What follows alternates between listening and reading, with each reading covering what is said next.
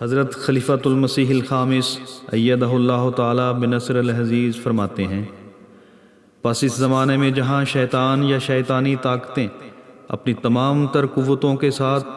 دنیا کو شیطان کی جھولی میں گرانا چاہتی ہیں، وہاں دوسری طرف خدا تعالیٰ نے حضرت مسیح موعود علیہ السلام کی جماعت پر یہ ذمہ داری ڈالی ہے کہ دنیا کی ہدایت کی طرف رہنمائی کرو۔ اور جیسا کہ میں نے جمعے کے خطبے میں بھی کہا تھا کہ اس بگڑے ہوئے وقت میں اللہ تعالیٰ نے حضرت مسیح موعود علیہ السلام کو نئی زمین اور نیا آسمان بنانے کے لیے بھیجا تھا، اور اب ہم میں سے